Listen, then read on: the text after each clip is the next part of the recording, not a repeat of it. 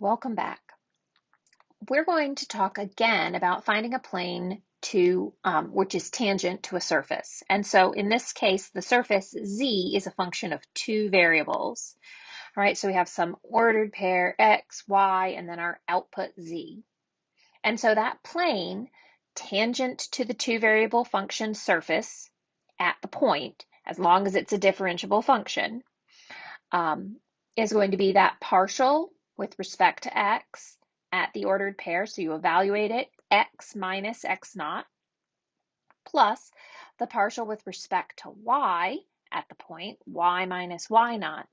And then notice we have over here, we have minus z naught. Okay, so if you think about that, if I'd moved that, we would have equals z, right? Or z minus z, I wrote an x, even though I said a z minus z naught. So we're just saying that it's x and y equal to z. And we want to pay attention to the fact that there is the minus in there. So that previous equation that we did, we had x, y, and z all as independent variables. We had a function of three variables. In this case, we're just dealing with a function of two variables. And so that third variable z is my dependent variable. It would normally be on the other side of the equation. So I just want you to really pay attention to that minus here. All right, so we're going to do two examples in this video. I'm going to start with this example. So we're going to find the plane which is tangent to this surface, z, a function of two variables at the origin. Okay, so in order to do this, we need partial derivatives. So instead of z, I could replace that z and I could say, well, this is f of x, y, right? Z is a function of two variables, x and y. So that might help clear up the notation, but looking at the definition above, I need the partial of the function with respect to x as well as the partial with respect to y. So let's find those first. Partial with respect to x evaluated at the origin. That is going to give me, we'll treat y as a constant, so cosine y is a coefficient on x.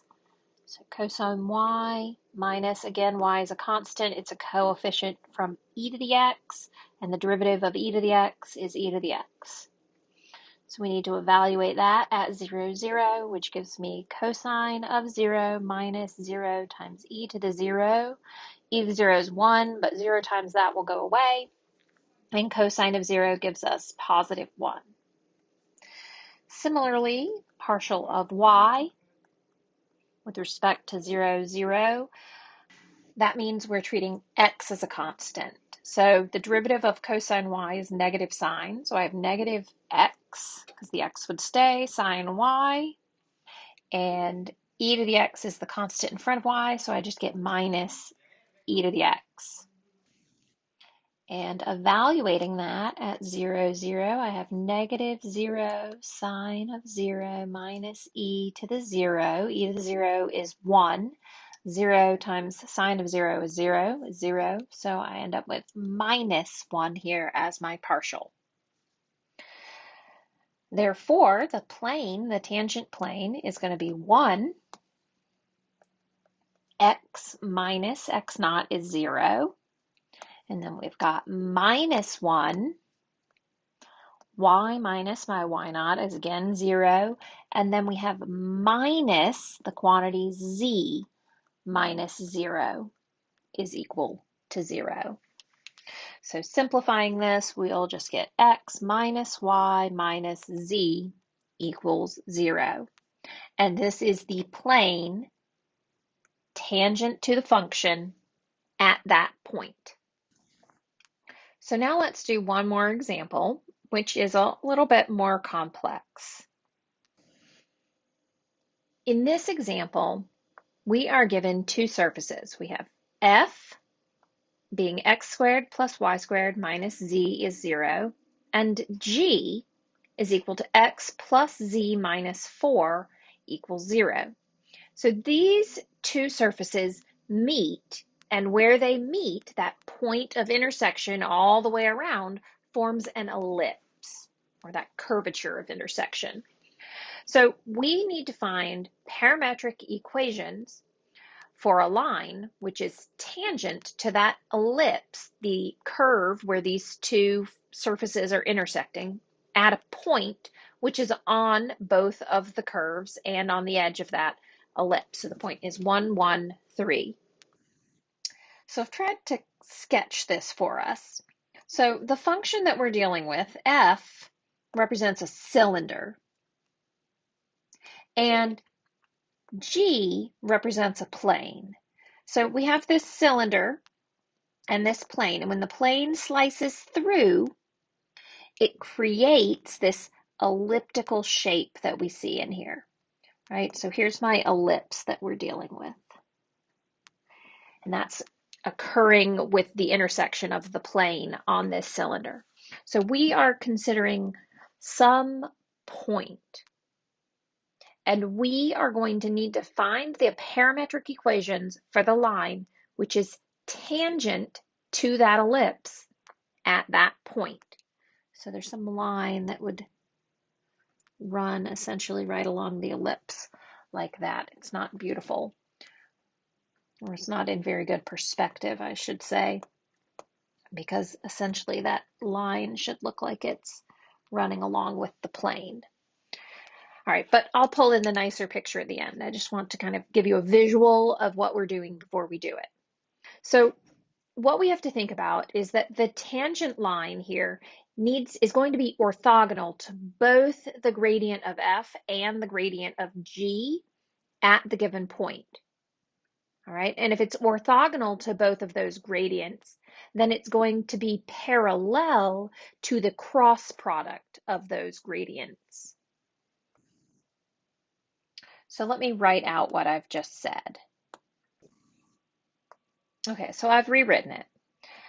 Now, we need to remember something that we learned previously about cross products.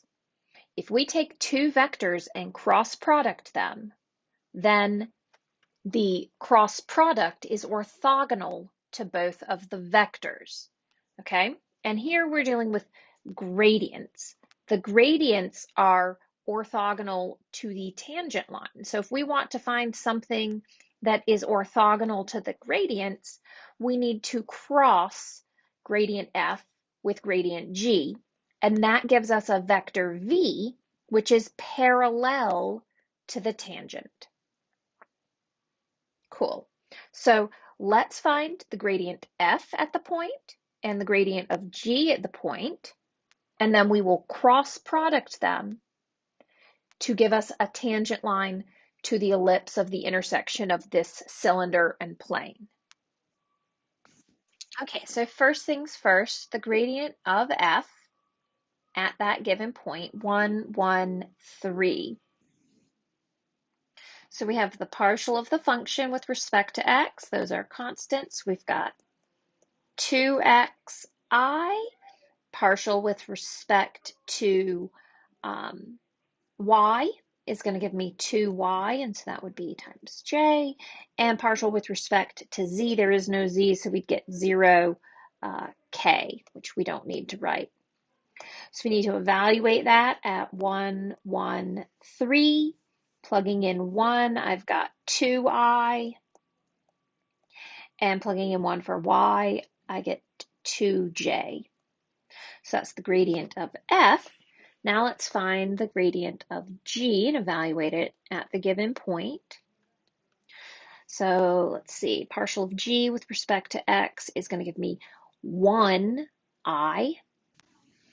The partial of g with respect to y, there are no y's, so we would say, oops, plus 0j, which of course we don't need to write.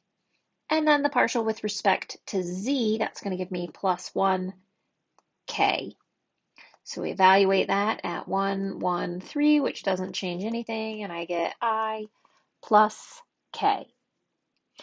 So I need to cross product these.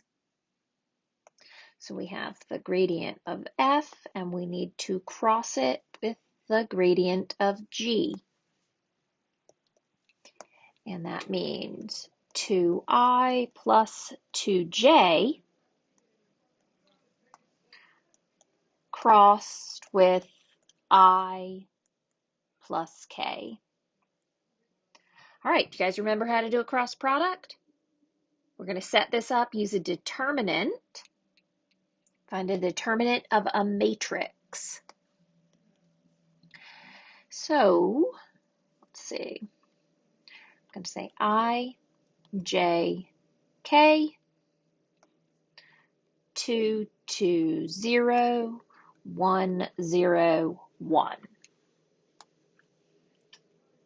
So I'm going to have I times the determinant of 2, 0, 0, 1 minus, remember that second one's always a minus, j times the determinant of 2, 1, 0, 1 and plus k times the determinant of 2, 2, 1, 0.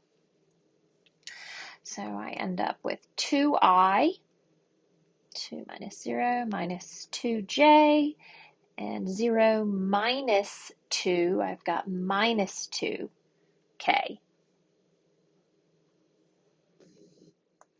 So this is giving me the slope for each of my components. So in parametrized form, remember we were given the point 1, 1, 3. My x is going to be 1 plus 2t. My y is going to be that 1 minus 2t. And my z is going to be 3 minus 2t. So let me pull the picture from the book because I think that looks a little bit easier for you to visualize than that crummy thing I drew at the beginning. Would you believe I have a degree in art? It's true, you know. So here is what we are visualizing. All right, there's my cylinder and my plane, and they intersect at this ellipse. The gradient of f is coming perpendicular out from my cylinder, and the gradient of g is coming perpendicular out from the plane. So f cross g gives us that tangent slope, and that's what we found. So once we had the tangent slope, we used that with our ordered pair to parametrize the equation for the tangent line, or the line tangent to E at this point. All right. So that concludes the example for this video. I hope you feel a little bit better about understanding tangent planes, or planes tangent to a surface, or even a tangent line to a surface. As always, email me if you have any questions. All right, don't party too hard.